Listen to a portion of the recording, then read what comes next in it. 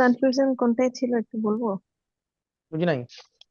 মানে আমি যেটা কনফিউজড হয়ে যাচ্ছিলাম সেটা হচ্ছে, আমি যদি এখানে বসে কোনো ফরেনার কাউকে যদি কোনো কনসালটেন্সি সার্ভিসটা দিয়ে থাকি, হুম। তাহলে সেটা কি সেটা তো আর এক্সপোর্ট হবে না? কেন হবে না? ওকে স্যার। তো যেমন কোনো ফরেনার এখানে বাংলাদেশে ইনভেস্ট করতে চায়, তো আমি ওকে হচ্ছে company incorporation related service provide করবো। তো সেটা অন্য জিনিস। আপনি আচ্ছা। যখন একটু আগে বলেছেন, তখন তার এটা বলেন নাই যে আপনি তাকে যে কনসালটেন্সি দিচ্ছেন সেইটার ইউজটা বাংলাদেশ হবে, সেটা তো বলেন নাই, বলছেন? আচ্ছা, তো যদি এটা ইউজ বাংলাদেশে হয় তাহলে অন্যভাবে, আর যদি বাংলাদেশে কোনো সম্পর্ক না থাকে, জাস্ট কোনো ভাবে ওকে রাইট, সাহায্য মনে করে। করেন বাংলাদেশে বসে আপনি সিঙ্গাপুরে একটা প্রতিষ্ঠানকে একটা আর্কিটেকচার ডিজাইন করে দিয়েছেন, বিল্ডিংটা সিঙ্গাপুরে হবে। কোথায় হবে? সিঙ্গাপুরে জি হবে, স্যার, সেটার সিঙ্গাপুর। ডিজাইনটা আপনি বাংলাদেশে বসে করে দিচ্ছেন, তাহলে সেটা এক্সপোর্ট। ওকে, আচ্ছা, আপনার জি। সার্ভিসটা এক্সপোর্ট। কিন্তু যদি এমন হয় যে আপনি সিঙ্গাপুর প্রতিষ্ঠানকে ডিজাইনটা করে দিয়েছেন, কিন্তু বিল্ডিংটা হবে বাংলাদেশে, কোথায় হবে? জি, বাংলাদেশ। তাহলে সেটা এক্সপোর্ট হবে না। কথা কি বুঝতে পেরেছি? জি স্যার, এখন থ্যাংক ইউ স্যার। ওকে, আজকে আমাদের যেই চ্যাপ্টারটা নিয়ে আমরা আলোচনা করব, যে এরিয়াটা, সেটা অনেক গুরুত্বপূর্ণ। এটা হচ্ছে আমরা ভ্যাটের যেই কার্যক্রমগুলো রেগুলার করি, এইটার যে ফাইনাল রেজাল্ট। আমরা যখন পড়াশোনা করি, আমাদের এই পড়াশোনার সর্বশেষ ধাপটা আমরা কি? এক্সাম, তাই না? জি স্যার। সর্বশেষ ধাপ হচ্ছে এক্সাম, ঠিক। ভ্যাটেরও এই যত কার্যক্রম করছে, এটার ফাইনাল আউটপুটটা আমরা কোথায় পাই? ভ্যাট রিটার্নে। কোথায় পাই? VAT return. ভ্যাট রিটার্নে। মাস একটা ট্যাক্স পিরিয়ড শেষে আমরা ভ্যাট রিটার্ন যখন সাবমিট করতে যাই, সেখানেই আলটিমেটলি আমরা যত ভ্যাটের কার্যক্রম করছি সেগুলার ইম্প্যাক্টটা কোথায় গিয়ে পড়ে? স্যার ব্যাট রিটার্নই। ভ্যাট রিটার্নে পড়ে। আজকে যে অংশটা আলোচনা করবো, এটা ভ্যাট রিটার্নের পার্টের মেজর ক্যালকুলেশনের পার্ট। ক্লিয়ার? জি স্যার। ওইখানে মেজর চারটা এরিয়া আছে। কয়টা এরিয়া আছে? চারটা। চারটা এরিয়া। এই চারটা এরিয়ার মধ্যে প্রথমটা হচ্ছে আউটপুট ট্যাক্স। প্রথমটা কি? Output tax. Output tax. Output মানে কি? সেলস বা সাপ্লাই, রাইট? সাপ্লাইয়ের জি উপর স্যার। যে ট্যাক্স, আপনি যেটা বিক্রি করছেন, বিক্রির উপর যে ট্যাক্স, সেটা হচ্ছে আউটপুট ট্যাক্স, রাইট? জি স্যার। ওকে, এটা হলো প্রথম পার্ট। সেকেন্ড পার্ট হচ্ছে ইনপুট ট্যাক্স। সেকেন্ড পার্ট কি? Input tax. Input tax. Okay. আর থার্ড পার্ট হচ্ছে ইনক্রিজিং অ্যাডজাস্টমেন্ট। যেই সব ঘটনার কারণে ভ্যাটের লায়াবিলিটি বাড়বে, সেগুলোকে কি বলি আমরা? Increasing adjustment. আর যেই সব ঘটনার কারণে ভ্যাটের লায়াবিলিটি কমবে, সেগুলোকে আমরা ডিক্রিজিং অ্যাডজাস্টমেন্ট বলবো। অ্যাডজাস্টমেন্ট বলি। তাহলে এইখানে এই যে চারটা জিনিস, একটা হচ্ছে output tax, input tax, increasing adjustment, decreasing adjustment, এই চারটা শব্দ কি আমরা বুঝতে পেরেছি সবাই? জি স্যার। জি স্যার। ওকে। আমি যখন সেলস করব, সেলস এর উপর যে ভ্যাটটা, এটা কি আমার ভ্যাট লায়াবিলিটি বাড়বে না কমবে স্যার? পারবে বাড়বে। স্যার। কারো এখানে কি ডবল ডিভাইস আছে? থাকলে একটা বন্ধ করেন। নাতাশার এখানে মনে প্রবলেম। নাতাশা কি ডবল ডিভাইস দিয়ে জয়েন করেছেন? না স্যার। আপনাদের মধ্যে থেকে কেউ একজন ডবল ডিভাইস দিয়ে জয়েন করেছেন? একটা ক্লোজ করে দেন। ওকে। তো সেলস এর উপর যে ট্যাক্সটা, সেটা আমার লায়াবিলিটি, রাইট? এরপর জি আমি স্যার। কেনার সময় ইনপুট যেগুলো, উপকরণ যেগুলো ইনপুট হিসেবে ব্যবহার হবে, সেগুলার যে ট্যাক্সটা, কেনার সময় যে ট্যাক্সটা দিয়েছি, সেটা আমরা কি পাবো বলেছিলাম? ক্রেডিট পাবো, রিবেট পাবো, তাই না? জি স্যার। তাহলে আমার সেল, যদি আমরা এরকম একটা সিনারিও চিন্তা করি, সেলস এর উপর ট্যাক্স আসছে সে 5 লাখ টাকা। কত টাকা ট্যাক্স আসছে? 5 লাখ টাকা। 5 লাখ টাকা। আর কেনার সময় যদি 1 লাখ টাকা ট্যাক্স দিয়ে আসি, তাহলে পাঁচ জি লাখ স্যার। থেকে 1 লাখ বাদ গেলে আর থাকলো কত? 4 4 লাখ লক্ষ টাকা টাকা। 4 লক্ষ টাকা। এখন বলছে যে ইনক্রিজিং অ্যাডজাস্টমেন্ট হয়েছে, ধরলাম আরো 50,000 টাকা। তাহলে কত হইলো? 4 লাখ প্লাস 4 লাখ 50 কত পঞ্চাশ হলো? হাজার 5,50,000। 4 লাখ 50। আচ্ছা। আর যদি ডিক্রিজিং অ্যাডজাস্টমেন্ট ধরি, যে 2 লাখ টাকা ডিক্রিজিং অ্যাডজাস্টমেন্ট আছে, কি আছে? 2 লাখ টাকা। 2 লক্ষ। তাহলে 4,50,000 থেকে 2 লাখ চলে গেলে আর থাকলো কত? 2 2 লক্ষ লাখ 50,000 50। টাকা। এই 2,50,000 টাকা যে ব্যালেন্স, এইটাকে বলছে নেট পেয়েবল ভ্যাট। আমরা এই চারটা জিনিস যোগ বিয়োগ করে আউটপুট ট্যাক্স থেকে ইনপুট ট্যাক্স বাদ দিব, ইনক্রিজিং অ্যাডজাস্টমেন্ট যোগ করব, ডিক্রিজিং অ্যাডজাস্টমেন্ট বাদ দিলে যে রেজাল্ট পাওয়া যাবে, সেটাকে বলে নেট পেয়েবল ট্যাক্স। সেটাকে কি বলে? Net payable tax. Net payable চার ট্যাক্স। এই চারটা যোগ বিয়োগ করার পর মাস শেষে যে রেজাল্টটা পাবো, তার মানে সেই ব্যালেন্সটা দিয়ে বুঝাবে যে আমরা মাস শেষে গভর্নমেন্টকে কত টাকা আর ভ্যাট দেওয়া লাগবে, রাইট? জি স্যার। যদি এটা পজিটিভ ফিগার হয় তাহলে মানে গভর্নমেন্ট আমার কাছে ভ্যাট পাবে, আর যদি নেগেটিভ ফিগার হয় আমরা গভর্নমেন্ট থেকে পাবো। তার মানে আমরা গভর্নমেন্টকে বেশি দিয়ে রাখছি, রাইট? গভর্নমেন্টকে জি, বেশি দিয়ে রাখছি। বেশি দিয়ে রাখছি। তাহলে নেট পেয়েবল ভ্যাট কিভাবে বের করব? আউটপুট ট্যাক্স থেকে ইনপুট ট্যাক্স বাদ দিব, ইনক্রিজিং যোগ করব, ডিক্রিজিং জি স্যার। ইনকেজি অ্যাডজাস্টমেন্ট যোগ করবো, ডিক্রিজিংটা মাইনাস করে দেবো। এটা যেটা জানলাম এটা হচ্ছে থিওরিটিক্যাল পার্ট। এটা কি থিওরিটিক্যাল Theoretical জানলাম। এখন আমরা একটা এখানে বইতে একটা এক্সাম্পল দেওয়া আছে, এই ম্যাথটা দিয়ে বুঝবো, এখান থেকে আমরা ক্যালকুলেশনটা শিখবো। Okay sir? জি স্যার। ওকে। বলছে যে নিউ বাংলা প্রাইভেট লিমিটেড একটা ইজ অ্যান এন্টারপ্রাইজ রেজিস্টার্ড, সে ভ্যাট রেজিস্টার্ড ঢাকা নর্থ কমিশনারের আন্ডারে ভ্যাট রেজিস্ট্রেশন নেওয়া আছে তার। তারা শু মেক করে, কি করে? জুতা তৈরি করে। তৈরি করে। They imported raw materials from Japan, তারা জাপান থেকে র মেটেরিয়ালস কিনছে, যেটার জন্য কত টাকা ভ্যাট দিয়েছে তারা ইম্পোর্ট স্টেজে? 3 লাখ টাকা। 3 লাখ টাকা ভ্যাট দিয়েছে, আর 60,000 টাকা অ্যাডভান্স ট্যাক্স আগাম কর Advance tax। দিয়েছে। ঠিক আছে। এখন বলছে যে তারা লোকালি কিছু আবার র মেটেরিয়ালস কিনছে কার কাছ থেকে? ABC ABC limited. কোম্পানি কাছ থেকে থেকে। কত টাকা দিয়ে কিনেছে? 20 লক্ষ টাকা। 2.5 লাখ। 25 লক্ষ টাকা। আমরা জানি যে যদি কোনো মূল্য দেওয়া থাকে, আলাদা কিছু না বলা থাকে, তাহলে বুঝতে হবে যে এটার মধ্যে ভ্যাট সহ মূল্য। কি সহ মূল্য? ব্যবসা মূল্য। ভ্যাট সহ মূল্য। ভ্যাট সহ মূল্য। তাহলে এখানে 25 লাখ টাকা দিয়ে কিনেছে, তার মানে এটার ভিতরে ভ্যাট আছে, রাইট? জি স্যার। ওকে। আর ইনপুট স্টেজে তারা 3 লাখ টাকা ভ্যাট দিয়েছে, আর 60,000 টাকা কি দিয়েছে? Sir advance tax. Advance tax দিয়েছে, আগাম কর দিয়েছে, রাইট? জি এটা হলো স্যার। কোশ্চেনের প্রথম প্যারাটা পড়লাম। পরে প্যারায় কি বলছে দেখেন, তারা purchase type of another type of raw materials, অন্য ধরনের আবার র মেটেরিয়ালস কিনছে কার কাছ থেকে? স্যার এম হাসান ট্রেডার্স থেকে। হাসান ট্রেডার্স এর কাছ থেকে। কার থেকে? হাসান হাসান ট্রেডার্স ট্রেডার্স এর কাছ থেকে। যেটার ভ্যালু কত? স্যার 2 লক্ষ টাকা। 2 লক্ষ টাকা। তাহলে ভ্যাট সহ 2 লক্ষ টাকা। Okay. Payment sir. Is done through account pay cheque, account pay চেকের মাধ্যমে পেমেন্ট করেছে। ওকে। জি স্যার। র মেটেরিয়ালস এবং অ্যাকাউন্ট পে চেকের মাধ্যমে করেছে। তারপর বলেছে যে একটা লিগেল ফি তারা পেমেন্ট করেছে 2 লাখ টাকার। কত টাকার? স্যার 2 লক্ষ টাকা। 2 লক্ষ 2 টাকা। লক্ষ টাকার, যেটার এগেনস্টে 6.3 ইস্যু করা ছিল না।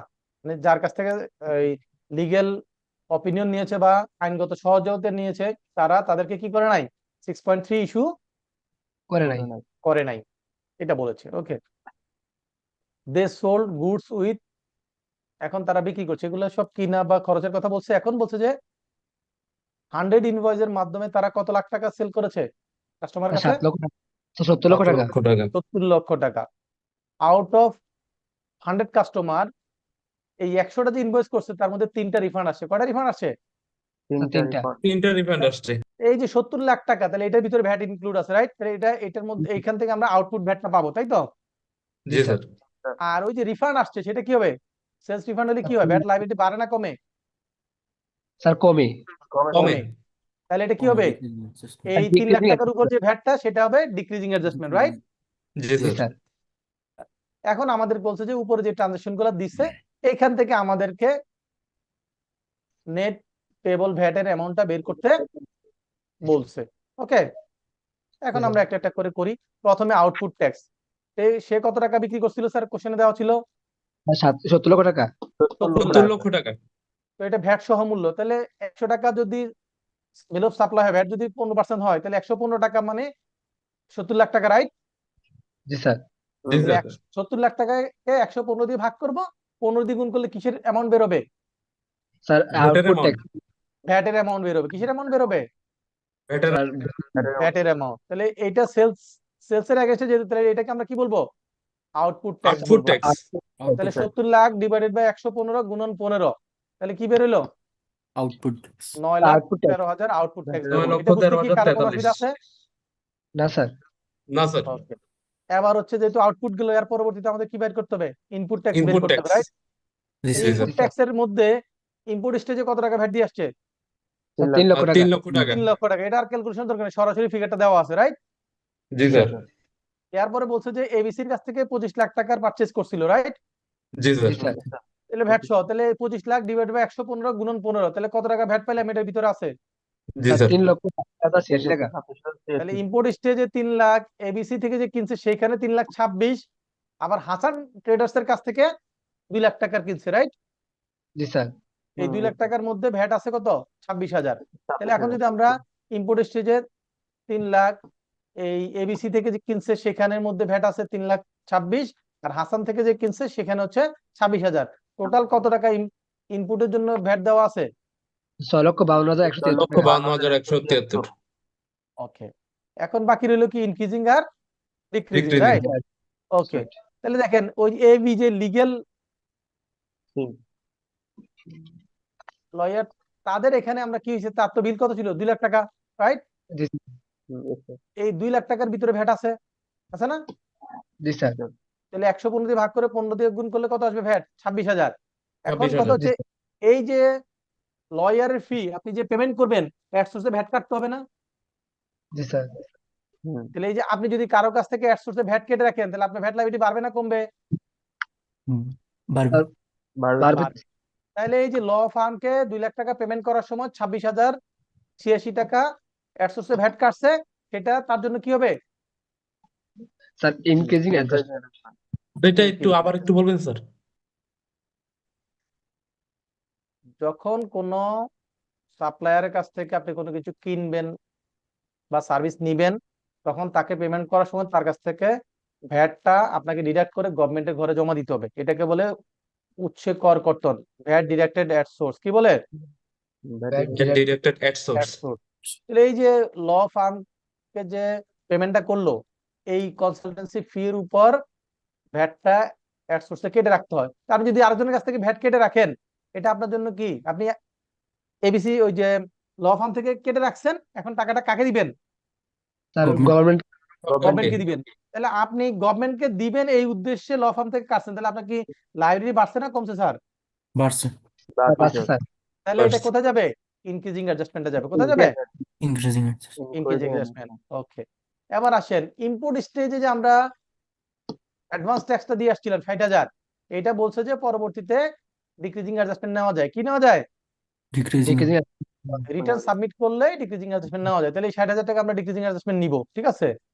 জি আর স্যার হচ্ছে ওই যে সেলস রিটার্ন হয়েছিল না 3 লাখ টাকা, মনে আছে? ওই 3 লাখ টাকার মধ্যে যত টাকা ভ্যাট আছে, সেই ভ্যাটটা আপনার ভ্যাট লাইবিলিটি বাড়বে না কমবে? সেলস রিটার্ন হইলে স্যার কমবে কমবে। কমবে। তাহলে সেলস রিটার্নের জন্য 3 লাখ টাকার এগেইনস্টে যে 39,130 টাকা ভ্যাট, সেই ভ্যাটটা আপনার ডিক্রিজিং অ্যাডজাস্টমেন্ট হবে। তাহলে এখানে 60,000 এটি হিসেবে, আর এখানে সেলস রিটার্ন এর জন্য কি হবে?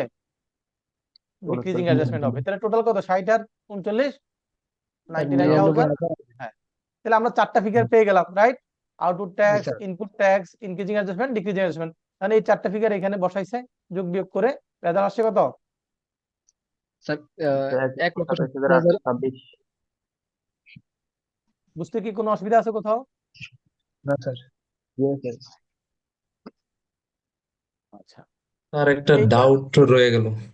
জি বলেন, ডাউট বলেন। ইয়া, যারা উইথহোল্ডিং অথরিটি তারাই তো মূলত বিটিএসটা কাটে, তাই না? হ্যাঁ, এখানে 2 লাখ টাকার উপরে 15,000, 2 লাখ টাকার উপরে যে ভ্যাটটা কাটছে, এটা কিভাবে হলো এটা একটু বুঝলাম না। উইদাউট বুঝেন নাই? ইস্যুইং মূসক। আপনি হইলেন, আপনি কে? আপনি যে কাস্টমার, কাস্টমার কে? স্যার আমরা নিউ বাংলা প্রাইভেট লিমিটেড। আপনি কি? কোম্পানি। নিউ এটা new company. Bangla private limited company. আপনি কি প্রাইভেট উইথহোল্ডিং লিমিটেড। এন্টিটি না অন্য কিছু? অন্য কিছু। উইথহোল্ডিং এন্টিটির ডেফিনিশন কি? Withholding entity, sir. হ্যাঁ, উৎসে কর কর্তন সত্তার ডেফিনিশন কি? ওইটার মধ্যে কারা কারা পড়ে? গভর্নমেন্ট, সেমি গভর্নমেন্ট, তাই না? এগুলা জি স্যার। Bank, NGO, non bank, NBFI, তারপর হচ্ছে লিজিং কোম্পানি গুলা, তারপর হচ্ছে ব্রাঞ্চ অফিস, লিয়াজো অফিস। যেই কোনো লিমিটেড কোম্পানি, তাই না? যে কোনো জি কোম্পানি, স্যার। রাইট? তাহলে এটা একটা কোম্পানি, কোম্পানি হলে সে কি উইথহোল্ডিং এন্টিটি না? জি স্যার। তাহলে উইথহোল্ডিং এন্টিটির দায়িত্ব হলো সে কারো কাছ থেকে যদি কিনে তাহলে সেটার ভ্যাটটা তাকে উইথহোল্ড করতে হবে, রাইট?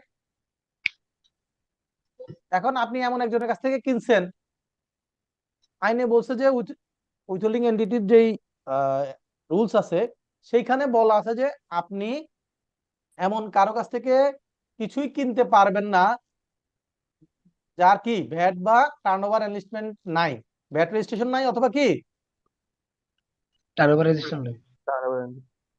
এরকম কারো কাছ থেকে কিনতে পারবেন না। আর যদি কিনেন তাহলে তাকে পেমেন্ট করতে পারবেন না। আর এর মানে হইলো আপনি যদি এরকম যে ট্যাক্স ইনভয়েস ইস্যু করে নাই, দ্যাট মিন্স কি আপনার কি ভ্যাট মাপ না, আপনার পকেট থেকে দিতে হবে। আপনি কি করবেন? আপনি ওই 2 লাখ টাকার বেশি কি নিজের পকেট থেকে দিবেন? আপনি ওই 2 লাখ টাকার মধ্যে থেকেই ভ্যাটের টাকাটা কাইটা গভর্নমেন্টকে দিয়ে দিবেন। কথা বুঝছেন কিনা স্যার? জি স্যার। যেহেতু আপনি উইথহোল্ডিং এন্টিটি, একটা একটা কোম্পানি উইথহোল্ডিং এন্টিটি, সেই জন্য সে যে কোনো কিছু পারচেজ করার সময়, কাউকে পেমেন্ট করার সময় যদি এটার উপর অ্যাড সোর্সে ভ্যাট অ্যাপ্লিকেবল হয় তাহলে সেটা ভ্যাটটা কেটে গভর্নমেন্টের ঘরে জমা দিবে, এটাই তার দায়িত্ব। কথা কি বুঝতে পেরেছি স্যার? জি স্যার। জি স্যার। তাহলে এটা তো একটা কোম্পানি, কোম্পানি যেহেতু ল ফার্মকে পেমেন্ট করছে তখন সে অ্যাড সোর্সে ভ্যাট কেটে গভর্নমেন্টের ঘরে জমা দিবে। এই যে অ্যাড সোর্সে সে 2 লাখ টাকা থেকে ভ্যাটটা কেটে জমা দিল, তাহলে এই কেটে রাখলে আপনি পার্টিকে 2 লাখ টাকা পেমেন্ট করেন নাই, তার থেকে 26,086 টাকা কেটে রাখছেন, বাকিটা পেমেন্ট করছেন। তো যে টাকাটা কেটে রাখছেন এটা কার জন্য কেটে রাখছেন? স্যার ভ্যাটের গভর্নমেন্টের জন্য। লাগে। গভর্নমেন্টের জন্য। তাহলে এটা কি আপনার নিজের টাকা না গভর্নমেন্টের টাকা? গভর্নমেন্টের গভর্নমেন্টের। টাকা। তাহলে গভর্নমেন্টের টাকা হলে কি আপনার অ্যাসেট না লায়াবিলিটি? লাইবিলিটি। লায়াবিলিটি হলে ইনক্রিজিং অ্যাডজাস্টমেন্ট হবে, লায়াবিলিটি বাড়লো, তাই না? জি স্যার। জি স্যার। জি। এরপরও কি কারো কোনো কনফিউশন আছে? No, না sir. স্যার, ওকে। ওকে।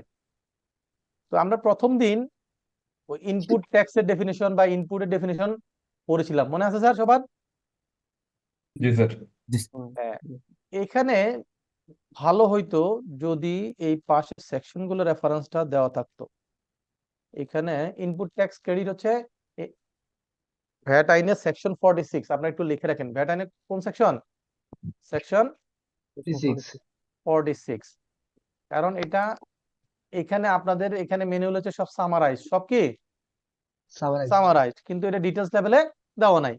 তো আপনার যদি ডিটেলসটা পড়তে হয়, রেফারেন্সটা দেওয়া থাকলে আপনি এটা সেখান থেকে খুঁজে দেখতে পারবেন, তাই না? জি স্যার। এই যে সেকশন 46 এ ইনপুট ট্যাক্স ক্রেডিটের কথা বলা আছে। সেইখানে নরমাল নিয়ম হচ্ছে, আমরা আগের ক্লাসগুলোতে আলোচনা করেছিলাম, যদি কারো সাপ্লাই বা আউটপুট, যেটা আউটপুটের রেট যদি সেলসের উপর রেট যদি 0% অথবা 15% হয়, 0% অথবা 15% হয়। হয়, তাহলে ওই সেলস এর এগেইনস্টে সে যেগুলো উপকরণ হিসেবে ব্যবহার করেছিল সেগুলা কেনার সময় যে ভ্যাটটা দিয়েছে সে ভ্যাটটা সে কি পাবে? রিবেট পাবে। তাহলে এটা ডিপেন্ড করবে কিসের উপর? সেলস এর উপর। কোন ধরনের সেলস এর উপর? 0% অথবা 15%। এই যে দেখেন এখানে কালার করছি 15%, তাই না? আরেকটা হচ্ছে কি এক্সপোর্ট জিরো রেটেড, কি এই দুইটার ক্ষেত্রে তারা কি পাবে?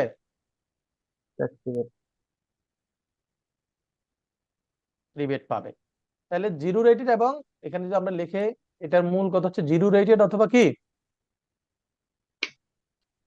0 রেটেড অথবা 15%। এখানে যদি আমরা একটু লিখে রাখি zero rated supply, zero rated মানে কি এক্সপোর্ট, তাই না? জিরো রেট Yes, মানে sir. কি Export. এক্সপোর্ট, অর যদি 15% এর সাপ্লাই হয়, জিরো রেটেড অর 15% এর সাপ্লাই হইলেই শুধুমাত্র কি পাওয়া যাবে? রিবেট পাওয়া যাবে। এইটুকু মনে রাখতে হবে যে জিরো রেটেড অথবা 15% সাপ্লাইয়ের এগেইনস্টেই যে ইনপুট ব্যবহার করা হয়েছে সেই ইনপুটের উপর যে ট্যাক্সটা কেনার সময় দেওয়া হয়েছিল সেটা কি করা যাবে? রিবেট নেওয়া যাবে। এইটুকু কি মনে রাখা যাবে নাকি না? জি স্যার। ওকে, জি স্যার। এটা হলো দুইটা নরমাল একটু নিয়ম। নিতে হবে না? এর বাইরে আর বলতে পারবো না। বললে একটু যদি কেউ না বুঝতে পারে যে জিরো রেটেড অথবা 15%, যতভাবে পেঁচায় বলেন কথা তো একটাই নাকি স্যার? এখানে না কোনো গ্যাপ আছে এই কথার মধ্যে? কোনো গ্যাপ নাই।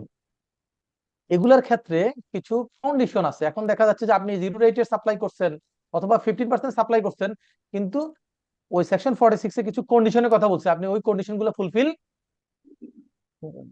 করেন নাই, তাহলে সেই ক্ষেত্রে আপনি রিবেট পাওয়ার কথা থাকলেও সেটা আপনাকে অ্যালাউ করা হবে না। না। তাহলে 0 রেটেড বা 15% সাপ্লাই হইলে, আউটপুট হইলে, সেক্ষেত্রে আপনি রিবেট পাবেন ইন জেনারেল কথা।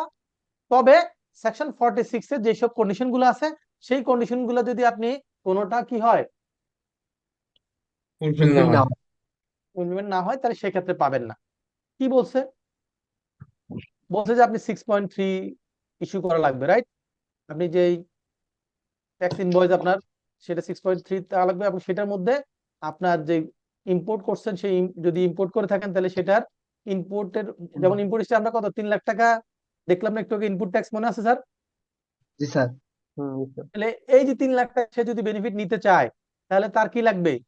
ইম্পোর্ট করার সময় তার যে বিল অফ এন্ট্রি, এখন তার বিল অফ এন্ট্রি নাই, সেটাকে কি বলে, নাম চেঞ্জ ট্যাক্স করে ইনভয়েস। দিচ্ছে, ওইটাকে বলছে হলো গুডস ডিক্লারেশন। কি বলছে? Goods declaration. Goods declaration. Declaration. আগে যেটা এটাকে বলতো বিল অফ এন্ট্রি, এখন সেটাকে বলে গুডস ডিক্লারেশন। ওই গুডস ডিক্লারেশনের মধ্যে আপনার ইম্পোর্টার হিসেবে আপনার নাম থাকতে হবে, এবং ওইখানে যে ডেসক্রিপশন আছে গুডস এর, সেটার সাথে 6.3 আপনি যেটা সেলস করছেন সেটার সাথে ম্যাচ করতে হবে। দেখা গেল যে আপনি 6.3 যেটা ইস্যু করছেন, এটার গুডস, আর আপনি যেই গুডস কিনেছেন, দেখা গেল ইম্পোর্ট স্টেজে যে গুডস ডিক্লারেশন বা বিল অফ এন্ট্রি, সেটার মধ্যে আপনার বিন নাম্বারটা বা আপনার পার্টিকুলার গুলা ঠিক মতো না, ম্যাচ করে না, তাহলে সেক্ষেত্রে আপনাকে অ্যালাউ করবে না। করবেন। ঠিক আছে? তারপর হচ্ছে যে এই যে 15% এটা বললাম। এরপর বলছে যে ইনপুট আউটপুট কোএফিশিয়েন্ট ডিক্লারেশন থাকা লাগবে। কি থাকা লাগবে? Input output coefficient coefficient declaration. হ্যাঁ, এটাকে মূসক 4.3 ফর্ম। এইটা শুধুমাত্র হচ্ছে গুডস এর ক্ষেত্রে। কিসের ক্ষেত্রে? গুডস এর ক্ষেত্রে। সার্ভিসের ক্ষেত্রে 4.3 হয় না, ইনপুট আউটপুট কোএফিশিয়েন্ট হয় না, কারণ সার্ভিস তো ম্যানুফ্যাকচার করা যায় না। করা যায় স্যার? না স্যার। না করা যায় স্যার। না। তাহলে গুডস এর ক্ষেত্রে হচ্ছে কি আপনার কি হবে, 4.3 লাগবে, ইনপুট আউটপুট কোএফিশিয়েন্ট লাগবে। তাহলে ইনপুট আউটপুট কার ক্ষেত্রে লাগবে? স্যার গুডস এর ক্ষেত্রে। আপনি গুডস যদি এর গুডস ক্ষেত্রে। সাপ্লাই করেন, সেই সাপ্লাইয়ের এগেইনস্টে যে ইনপুট হিসেবে ব্যবহার করেছেন, তাহলে আপনার 4.3 এর মধ্যে যদি সেই ইনপুটের নামগুলা কি না থাকে, উল্লেখ না থাকে, গত ক্লাসে আমরা কিন্তু দেখেছিলাম, মনে আছে কিনা, দুইটা পার্ট, বাম পাশে ইনপুট, ডান পাশে ভ্যালু এডিশন দেখাইছিলাম স্যার। জি স্যার। তাহলে এই যে ওই ফর্মটা হচ্ছে মূসক 4.3 দেখাইছিলাম, যে এই 4.3টা যদি ডিক্লেয়ার করা না থাকে, তাহলে আপনি কি পাবেন না, ইনপুট ট্যাক্স স্যার ক্রেডিট পাবেন না। এখন মনে করেন আপনি 4.3 ডিক্লেয়ার করা আছে, কিন্তু ওইখানে আপনার র মেটেরিয়ালস হয়তো আপনি 60টা র মেটেরিয়ালস ব্যবহার করেন একটা ফিনিশ গুড তৈরি করতে, ভুলে ওই 4.3-তে ইনপুট আউটপুট কোএফিশিয়েন্টের মধ্যে আপনি 60টার মধ্যে 6টা ডিক্লেয়ার করছেন, একটা ভুলে ডিক্লেয়ার করেন নাই, তাহলে ওই যেটা ডিক্লেয়ার করেন নাই সেটার জন্য কি পাওয়া যাবে না, রিবেট পাওয়া যাবে না। কথা ক্লিয়ার কিনা? জি স্যার। জি স্যার। আচ্ছা, আমাকে একটু একটা মিনিট সময় দেন।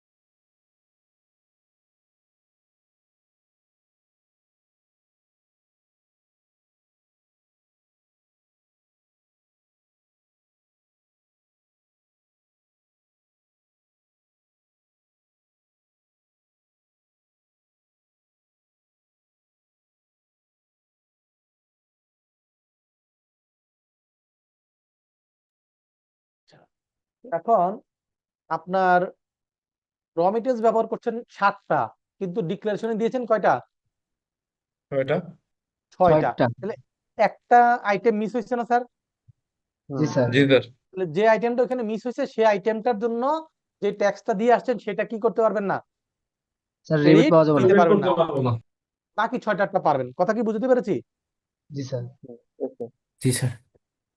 আবার মনে করেন ওই 4.3 যে ডিক্লেয়ার করছেন সেইখানে বলা আছে যে যদি 7.5%-এর বেশি প্রাইস ভেরি করে র মেটেরিয়ালসের অথবা ওই আপনার এটা কি বলে টোটাল প্রোডাক্টের ভ্যালু যদি 7.5% বেশি কি হয়, বেড়ে যায় বা কমে যায়, পরিবর্তন হয়, তাহলে সেক্ষেত্রে নতুন করে আবার 4.3 সাবমিট করতে হয়। ঠিক আছে, এখন দেখা গেল যে আপনার 10% পরিবর্তন হয়েছে। কত পার্সেন্ট পরিবর্তন হয়েছে? 10%। 10% বেড়ে গেল, কিন্তু আইনে বলছে 7.5% পর্যন্ত বাড়লে আপনাকে কিছু করা লাগবে না, নতুন করে দেওয়া লাগবে না। 7.5% পার হয়ে গেলে লাগবে। তাহলে আমাদের কত হইলো এখন? বেড়ে 10% বেড়ে গেছে না? স্যার, জি স্যার। কিন্তু লিমিট হলো 7.5%। তাহলে কত পার্সেন্ট আমি এর বাইরে আছি? স্যার 2.5%। তাহলে ওই যে 2.5% ওইটুকের সমপরিমাণ ইনপুট ট্যাক্স রিবেট পাবো না। কথা কি বুঝতে পেরেছি? জি স্যার। ওকে। আগে ছিল আইনে এক সময় যে যদি 4.3 ডিক্লেয়ার না করে তাহলে টোটালি পাওয়া যেত না। এখানে একটা অস্পষ্টতা ছিল। এটাকে গত বছর, এর আগের বছর এগুলোকে কি করছে, ক্লিয়ার করছে যে না, যতটুকু গ্যাপ হইছে 7.5% আর ওই যে 10% মাঝখানে গ্যাপ কত, 2.5%, স্যার ওইটুকুর জন্য রিবেটটা এলাও হবে না। আগে কি করতো, পুরোটাই রিবেট ডিসঅ্যালাউ করে দিত। ঠিক আছে, জি স্যার। ওকে। আর ইনপুট ট্যাক্স ক্রেডিটটা বলছে যে আপনি যেই ট্যাক্স পিরিয়ডে পারচেজ করেছেন, মনে করেন আপনি জানুয়ারিতে পারচেজ করছেন, তখন ইনপুট ট্যাক্স দিয়েছেন। ঠিক আছে, জি স্যার। এইটার বেনিফিটটা আপনাকে বলছে যে ওই জানুয়ারির রিটার্ন অথবা পরবর্তী 6 মাস, তাহলে জানুয়ারি রিটার্ন, জানুয়ারি পরে 6 মাস হিসাব করলে কত হয়, জুলাই মাস, তাই না? তাহলে জানুয়ারির পরবর্তী হলো 6 মাস হিসাব করলে জুলাই পর্যন্ত পড়ে। তো জুলাই মাসের রিটার্নের পর্যন্ত আপনাকে ইনপুট ট্যাক্স ক্রেডিটটা বেনিফিটটা দিতে পারেন। দেখা গেলো যে আপনার ভুলে আপনি জুলাই মাস পার হয়ে গেছে, আপনি অগাস্ট বা সেপ্টেম্বরে গিয়ে আপনার মনে হয়েছে, তাহলে তখন আর এটা কি পারবেন না, ওই ইনপুট ট্যাক্স ক্রেডিটটা রিবেট পাবো না। নেওয়া যাবে না। তাহলে এটা একটা লিমিট আছে, এটা মনে রাখতে হবে। লিমিটটা হচ্ছে কি, যে ট্যাক্স পিরিয়ডে আমি পেমেন্টটা করলাম সেই ট্যাক্স পিরিয়ড, ইনপুট ট্যাক্স, এবং তার পরবর্তী 6 মাস। 6 কর মেয়াদ। ঠিক আছে, এটা আগে 3 কর মেয়াদ ছিল, এটাকে চেঞ্জ করে এখন কত করছে, 6 কর মেয়াদ। ওকে, এটা পরীক্ষা আসে। এখন বলছে যে আপনি যে পারচেজ করছেন, পারচেজ করলে একটা রেকর্ড মেনটেন করতে হয় ভ্যাটের, সেটাকে বলে পারচেজ বুক। কি বলে? পারচেজ বুক। বাংলায় বলে ক্রয় বই। এটা মূসক 6.1, পারচেজ বুক হচ্ছে 6.1। 1।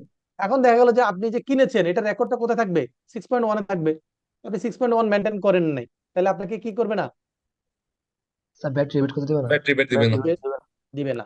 এখন মনে করেন 6.1 হচ্ছে যারা ম্যানুফ্যাকচারার তাদের জন্য। এখন যারা ট্রেডার, তাদের ক্ষেত্রে কিনা বেচা একসাথে একটা বইতে রাখতে পারে, কিনা বেচা একসাথে রাখতে একসাথে পারে। রাখতে। সেটাকে বিক্রিটা হচ্ছে 6.2, আর ট্রেডার যারা তাদের জন্য 6.2.1। তার মানে এটাতে কিনা বেচা একসাথে রাখা যায়, কিনা বেচা একসাথে রাখা যায়। একসাথে রাখা যায়। পারচেজ সেলস অ্যাকাউন্ট বুক। রাইট, ক্রয় বিক্রয় বই। কি বলে এটা, ক্রয় বিক্রয় বই। তার মানে আপনি কিনছেন যে সেটার রেকর্ডটা যদি ভ্যাট আইন অনুযায়ী মেনটেন না করেন, রেজিস্টার মেনটেন না করেন, তাহলে আপনাকে ইনপুট ট্যাক্স রিবেট এলাও করা করবে হবে না। না। এখন মনে করেন আপনি কোন একটা সাপ্লায়ার এগেইনস্টে পেমেন্ট করছেন, পেমেন্ট করার সময় দেখা গেল যে আপনি পেমেন্ট করছেন তাকে 5 লাখ টাকা। কত টাকা পেমেন্ট করছেন? 5 5 লক্ষ লক্ষ টাকা। টাকা। 5 লক্ষ টাকা। কিন্তু পেমেন্টটা আপনি ব্যাংকিং চ্যানেলে বা মোবাইল ব্যাংকিং এরকম কোনো ফরম্যাটে দেন নাই, আপনি এটা করেছেন কি, ক্যাশে দিয়েছেন। কিসে দিয়েছেন? স্যার ক্যাশে। ক্যাশে। ক্যাশে। যদি এরকম করেন তাহলে 1 লক্ষ টাকা পর্যন্ত ক্যাশে দিলেন তার সমস্যা নাই, কিন্তু 1 লক্ষ টাকার বেশি অ্যামাউন্ট যদি আপনি পেমেন্ট করেন, যেটা ক্যাশ, এই ব্যাংক বা এই নন, এটা কি বলে, মোবাইল ব্যাংকিং চ্যানেলে না করে থাকেন, তাহলে সেই ক্ষেত্রে আপনাকে কি করবে, রিবেট অ্যালাউ করবে না। ওই যে 5 লাখ টাকা, এটা কি 1 লাখ টাকার বেশি না কম স্যার? বেশি। তাহলে এই 5 লাখ, বেশি স্যার। দেখা গেল যে আপনি সাপ্লায়ারকে 5 লাখ টাকা পেমেন্ট করেছেন, ব্যাংকিং চ্যানেলে করেন নাই, ক্যাশে করেছেন, তাহলে এই কেনার সময় যে ভ্যাটটা, সেই ভ্যাটটা আপনাকে রিবেট নিতে দিবে না। না। এই কয়টা জিনিস কি বুঝতে কোনো অসুবিধা আছে স্যার কোথাও? না স্যার। না স্যার।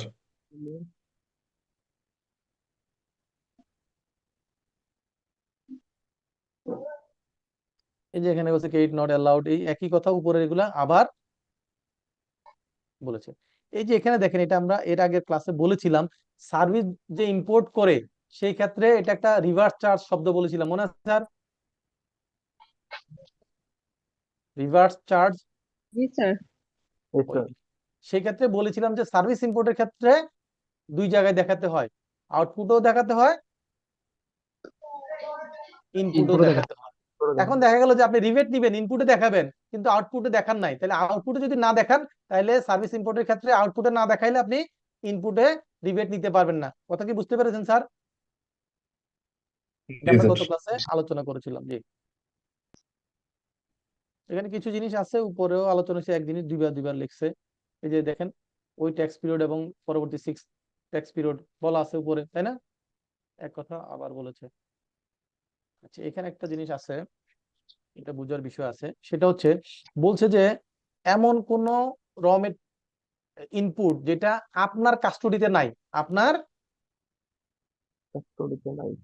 আপনার গোডাউনে নাই, আরেকজনের গোডাউনে আছে, ঠিক আছে, অন্য কারো গোডাউনে আছে, যেটা আপনার কাস্টডিতে নাই, আপনার অধীনে নাই, এমন কোন ইনপুটের এগেইনস্টে আপনি ইনপুট ট্যাক্স রিবেট নিতে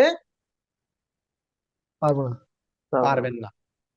তবে সেক্ষেত্রে একটা ব্যতিক্রম আছে। কি আছে? ব্যতিক্রম। ব্যতিক্রমটা হচ্ছে কন্ট্রাক্ট ম্যানুফ্যাকচারিং। এটাকে বলে চুক্তিভিত্তিক উৎপাদন। কি বলে? চুক্তিভিত্তিক উৎপাদন। উৎপাদন। আমি এটা একটা এক্সাম্পল দেই, তাহলে আপনাদের মনে থাকবে। এক্সাম্পলটা হচ্ছে এরকম, আপনার একটা গার্মেন্টস ফ্যাক্টরি আছে যেটা টি শার্ট এক্সপোর্ট করছে, মনে করেন সুইজারল্যান্ডে। হ্যাঁ, 10 লাখ পিসের একটা অর্ডার পেয়েছেন টি শার্ট সাপ্লাই দেওয়ার। ওই অর্ডারের এগেইনস্টে আপনি সাপ্লাই দিবেন সুইজারল্যান্ডে। এখন আপনার ফ্যাক্টরির ক্যাপাসিটি আছে 6 লাখ। কত লাখ? 6 লাখ টাকা। 6 লক্ষ। আর আপনি অর্ডার 6 লক্ষ পিস, 6 লক্ষ পিস টি শার্টের ক্যাপাসিটি আছে আপনার তৈরি করার। আর আপনি অর্ডার পেয়েছেন 10 লক্ষ পিসের। তাহলে কি করবেন আপনি? 6 লক্ষ পিস 4 নিজে লক্ষ। বানাবেন, আর 4 লক্ষ পিস অন্য গার্মেন্টস এর মাধ্যমে তৈরি করে নেবেন, রাইট? জি স্যার। জি স্যার। এই যে আপনি অন্য কোন গার্মেন্টস এর মাধ্যমে তৈরি করে নিচ্ছেন, এটাকে বলে কন্ট্রাকচুয়াল ম্যানুফ্যাকচারিং। কথা কি বুঝতে পেরেছি স্যার? জি স্যার। ওকে। এখন মনে করেন অন্য একটা গার্মেন্টস কে আপনি বললেন যে আপনাকে 4 লাখ পিস টি শার্ট তৈরি করে দিতে। তো সেক্ষেত্রে কি হয়, আপনি তাকে ওই টি শার্ট তৈরি করার জন্য যে ফেব্রিক্স লাগবে, যেই র মেটেরিয়ালস লাগবে, অ্যাক্সেসরিজ লাগবে, সবগুলো আপনি তাকে সাপ্লাই দিয়ে বলছেন যে টি শার্টটা তৈরি করে, সে শুধু তৈরি করার কাজটা করছে, বাকি সব ম্যাটেরিয়ালস কিন্তু আপনি সাপ্লাই দিচ্ছেন। ব্যাপারটা খেয়াল করেন। হ্যাঁ, তাহলে আপনি যখন তার কাছে টি শার্ট তৈরি করার জন্য কাপড় পাঠাইলেন, ফেব্রিক্স পাঠাইলেন, জিপার পাঠাইলেন, অ্যাক্সেসরিজ পাঠাইলেন, তাহলে এই গুডস গুলা কার গোডাউন আছে? আপনার গোডাউন আছে না? গোডাউন আছে? গোডাউন আছে। এখন তো তার গোডাউন আছে। তাহলে এখন বলছে না যে অন্যের গোডাউনে থাকলে বা অন্যের কাস্টডিতে থাকলে সেটার রিবেট নেওয়া যাবে না, বলছে না? জি জি স্যার। স্যার। তাহলে যারা এরকম এক্সপোর্ট করে তাদের তো এরকম রেগুলার ঘটনা ঘটে যে তারা অন্যের মাধ্যমে এরকম কন্ট্রাকচুয়াল ম্যানুফ্যাকচারিং করে সাপ্লাই দিতে হয়, তাহলে তার তো আরেকজনের গোডাউনে থাকাটাই স্বাভাবিক, রাইট? জি স্যার। জি স্যার। তাহলে তাকে যদি রিবেট দিতে না দেয় তাহলে তো কি হবে? ব্যবসার 12টা বাজবে, এক্সপোর্টের 12টা বাজবে, তাই না? জি স্যার। জি স্যার। এই জন্য গভর্নমেন্ট এটা রিয়েলাইজ করে ওই কন্ট্রাকচুয়াল ম্যানুফ্যাকচারিংটাকে এই কন্ডিশন থেকে আলাদা রাখছে। কথা কি বুঝতে পেরেছি? জি স্যার। এই কন্ট্রাকচুয়াল ম্যানুফ্যাকচারিং যে এক্সাম্পলটা স্যার দিলাম, তাহলে কন্ট্রাকচুয়াল ম্যানুফ্যাকচারিং ছাড়া এরকম কোন একটা এক্সাম্পল দেন, মানে কারা এরকম করতে পারে যে তাদের কাস্টডিতে প্রোডাক্ট নাই কিন্তু তারা রিবেটের আশা আপনি ভাই করতেছে। আপনার ডিলারের গোডাউনে মাল রাখতে পারেন না? আপনার সাপ্লায়ারের অন্য ওয়্যারহাউসে মাল রাখতে পারেন না? পারেন কিনা? হাজারো এক্সাম্পল হবে। শুধুমাত্র মনে রাখতে হবে যারা কন্ট্রাকচুয়াল ম্যানুফ্যাকচারিং তাদের ক্ষেত্রেই অন্য কারো অধীনে কোনো ইনপুট থাকলে সেইটার রিবেট নেওয়া যাবে না। কথা কি বুঝতে পেরেছি? যতক্ষণ পর্যন্ত না আপনার এই কন্যা, এটা আমাদের ডিস্টার্ব করছেন কেন? সিআর ওনাকে একটু সাইজ করে দেন। তাহলে কন্ট্রাকচুয়াল ম্যানুফ্যাকচারিং এর ক্ষেত্রে এটা এডিশনাল সাপোর্ট দিয়েছে, বাস্তবতার ভিত্তিতে এটা দরকার, সেজন্য। আসসালামু আলাইকুম স্যার, আমি আলবর্ট পয়েন্টের নাম্বার এটাতে কল দিছি, উনি বলছেন মিস্টার ওমর ফারুক, আপনি ক্লাস করতেছেন নাকি ব্যবসা বাণিজ্য করতেছেন? সিআর 3-4 জন সিআর থাকতে কন্ট্রোল করতে পারতেছেন না?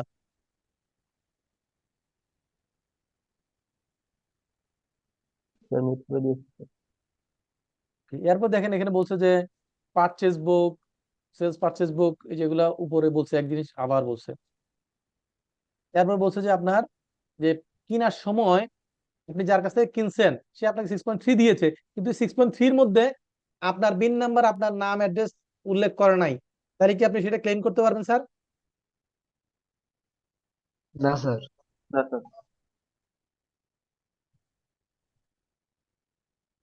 আর এটা হচ্ছে যারা ইম্পোর্ট করবে, ইম্পোর্টের ক্ষেত্রে ইম্পোর্ট স্টেজে যদি তার যে গুডস ডিক্লারেশন ডকুমেন্ট আছে, আগে এটাকে বিল অফ এন্ট্রি বলতো, এখন বলে কাস্টমস আইনের শব্দটা চেঞ্জ হয়েছে, এটাকে বলে গুডস ডিক্লারেশন বলে, আগে ছিল বিল অফ এন্ট্রি। এইটার মধ্যে যদি আপনার বিন নাম্বার বা গুডস এর ডেসক্রিপশন গুলো যদি ম্যাচ না করে, তাহলে সেক্ষেত্রে আপনাকে অ্যালাউ করবে না। এই যে একটা জায়গা আছে এখানে, ব্যাংক গ্যারান্টি। ব্যাংক গ্যারান্টিটা কি, কে বলতে পারবেন স্যার ব্যাংক গ্যারান্টি জিনিসটা কি? হুম স্যার এই যে এলসিতে যেরকম কাজ করে স্যার, প্রতিশ্রুতি দেয় যে আমি টাকা দিয়ে দিব। দ্যাট মিনস হচ্ছে আপনার কাছে কেউ টাকা পাবে, এখন সে সেটেলমেন্ট হয় নাই, কিন্তু সে তার মালটা আপনাকে ডেলিভার দিচ্ছে না, রাইট?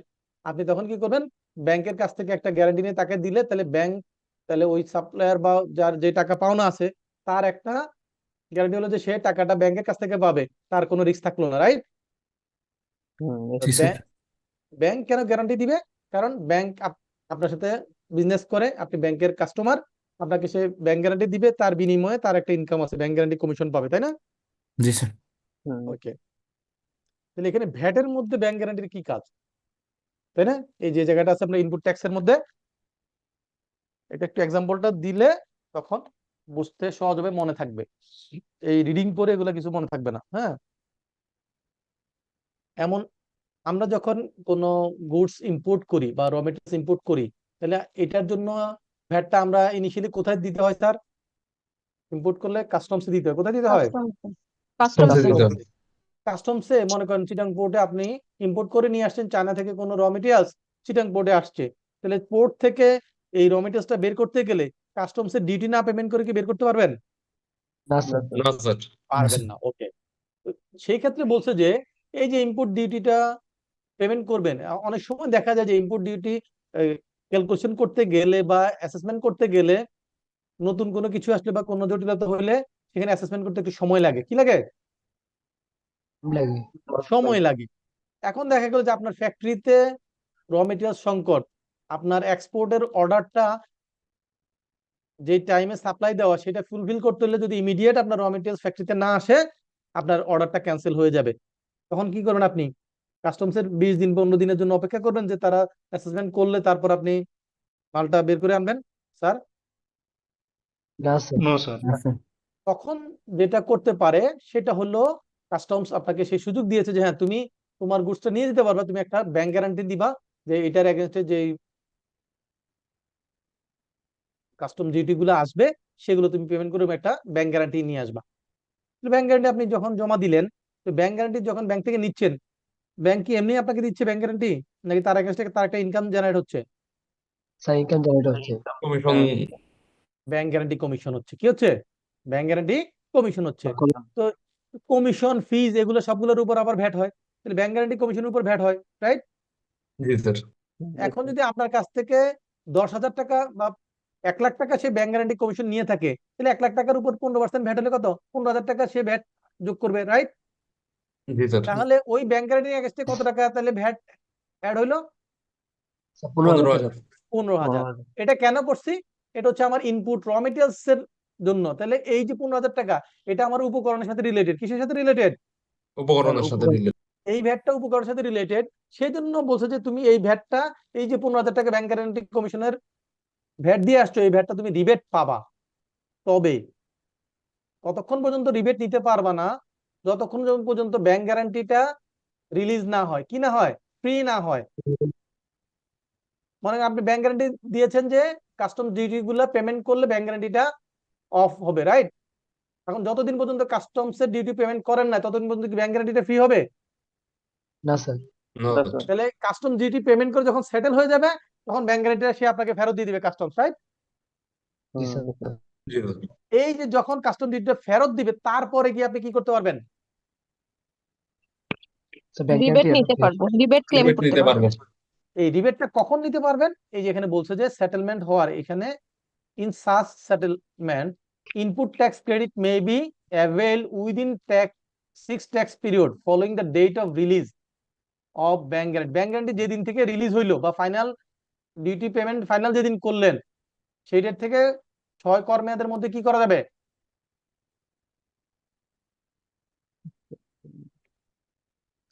ব্যাংক গ্যারান্টি কমিশনের উপর যে ভ্যাটটা, সেই ভ্যাটটা রিবেট নেওয়া যাবে। Clear sir?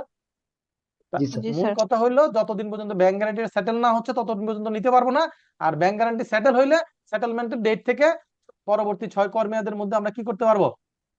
রিবেট স্যার নিতে রিবেট পারবো। ট্যাক্স রিবেট নিয়ে দেবো। এই দুইটা জিনিস মনে রাখলেই হবে। এখন যদি আমি এক্সাম্পলটা না বলতাম আর এখানে যেভাবে আছে ব্যাংক গ্যারান্টি রিডিং করে যেতাম, তাহলে কি আপনার মাথায় স্যার এটা ঢুকতো বা মনে থাকতো? না স্যার। না স্যার। স্যার এটার কারণে কি প্রোডাক্টের প্রাইস কি বাড়ে, মানে এই যে এতগুলা ভ্যাট দিতে হয়? এটা তো আমরা দ্বিতীয় ক্লাসে পড়াইছি, আপনি আমাদের কি সেকেন্ড ক্লাসে ছিলেন? জি স্যার। তাহলে তো কোশ্চেন আপনার আনসার সব আপনার কাছে আছে, আমরা সব ডিটেলস দেখাইছি কিভাবে ভ্যাট যদি কমপ্লায়েন্স না করে ভ্যাট অ্যাড হয়ে যাচ্ছে, খরচ বেড়ে যাচ্ছে, পারচেজ ভ্যালু বেড়ে যাচ্ছে, তাই না স্যার? দেখেন নাই স্যার? জি জি স্যার, দেখছি স্যার। তাহলে আমার স্যার কি কোশ্চেন করলো?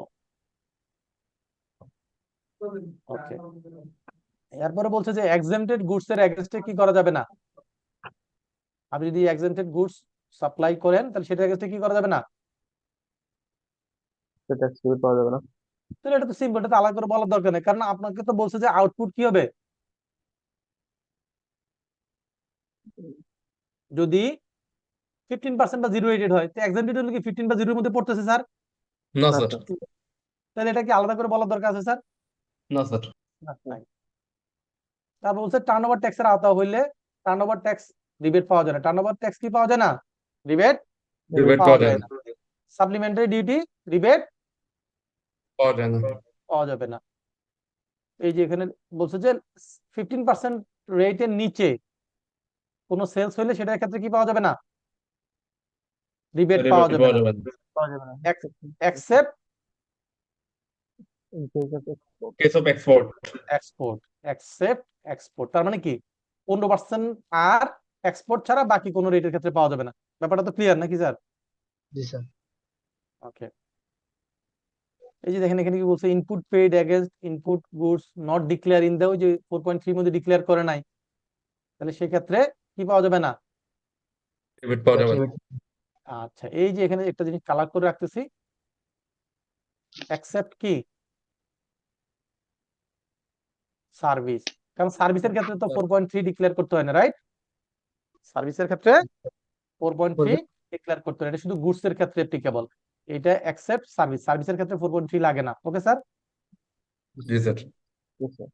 বলছে যে যদি 7.5% অতিরিক্ত additional input tax in excess of 7.5%, ওই যে 4.3 যে ম্যাক্সিমাম লিমিট, যে 7.5% বেশি পরিবর্তন না হয়, কারণ আপনার তার চেয়ে 7.5% অতিরিক্ত যতটুকু, এই দেখেন এডিশনাল, এডিশনাল, এই যে দেখছেন এডিশনাল মানে অতিরিক্ত, এই জায়গাটা আইনে আগে ক্লিয়ার ছিল না, অতিরিক্ত এই শব্দটা বলা ছিল না।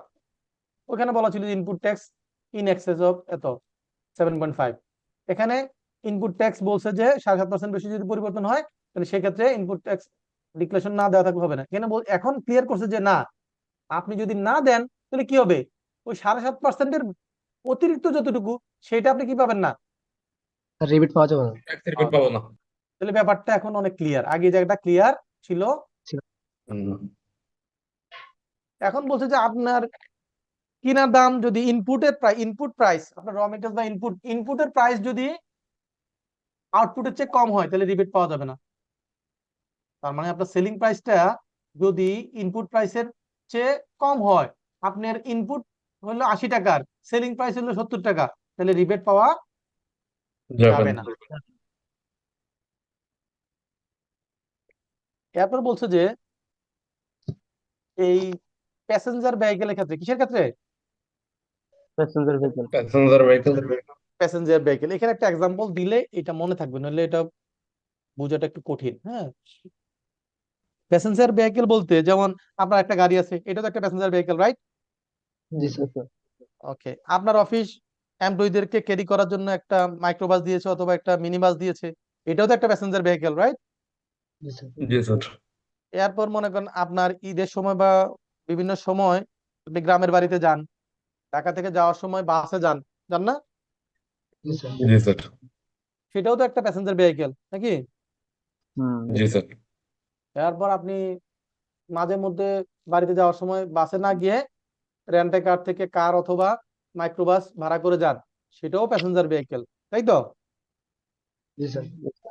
এখন বলছে যে প্যাসেঞ্জার ভেহিকেলের ক্ষেত্রে এইটার ইনপুট হিসেবে যা যা ব্যবহার হয় সেগুলোর এই ইনপুট ভ্যাটটা রিবেট সবাই নিতে পারবে না।